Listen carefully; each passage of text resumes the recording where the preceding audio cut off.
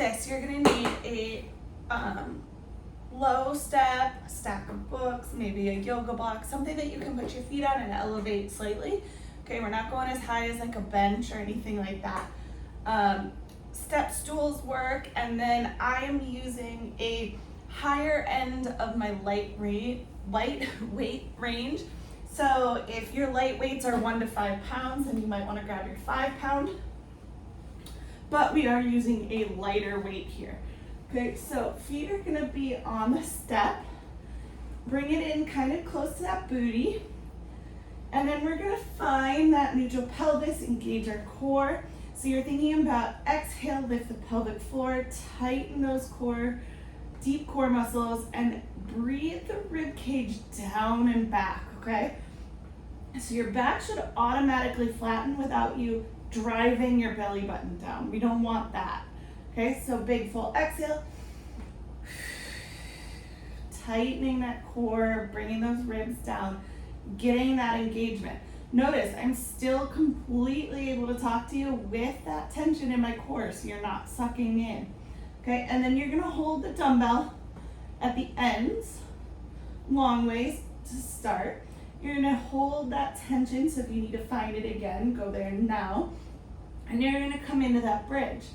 And then from here, you're gonna chop. So you're gonna bring that dumbbell towards your right hip and then up over the left hip. The key here is what we're watching for is as you bring the dumbbell to your right, are you falling to the right? Or maybe you're falling to the left as you bring it over that left shoulder.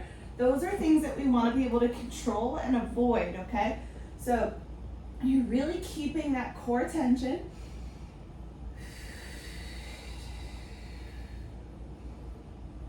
As you do these chops, okay? You're gonna do maybe 10 or 12 as you do this. Now, the key here is one extra thing that I want you to kind of think about as you do this is to lead with the shoulder blade. So if I'm going to my left, up and over my left shoulder, thinking about that left shoulder blade leading the movement. So as I reach down for the side, that shoulder blade is wrapping towards the front and then reaching through my armpit. And then as I pull back, I'm thinking about using the shoulder blade to pull that dumbbell up overhead as my shoulder blade glides towards my spine, okay? So if you're going left hip to right, as you bring this arm up, shoulder blade is now rolling away from the front of your body towards that spine along your rib cage, okay? So again, make sure you're not over bridging at the top. So I'm going over my right shoulder, so I'm using that right shoulder blade, okay? And then that version is really great for somebody who is trying to transition into single legs, but that stability and stuff isn't quite there. And so you're falling over or hips are dipping as you do the single leg. Start mastering that, okay? Then what we can do is we can start to go into the chop with a single leg, okay? So you can either go from this right hip with your leg down to top with your leg up. You can go top with your leg down and chop here, okay?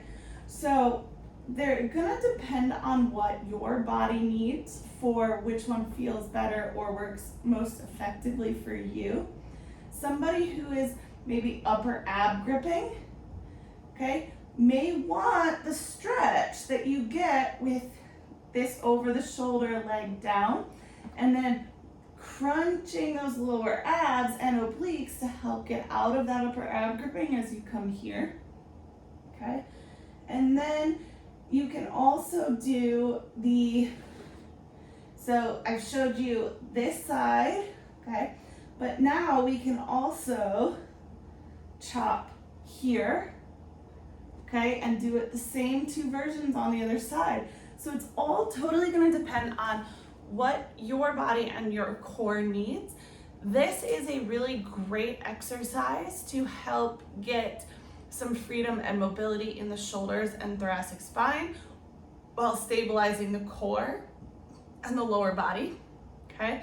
We need the thoracic spine and the pelvis to move independently of each other, and we also need them to stabilize independently of each other. This exercise helps you accomplish and train the body to do both. So not only is this a good way to help you master bridges, but it's also a great way to help get the whole trunk mobile and stable together as a unit where you need it most, okay? If you have any questions, of course, never hesitate to ask. I'll be happy to answer them for you, and I hope this helped.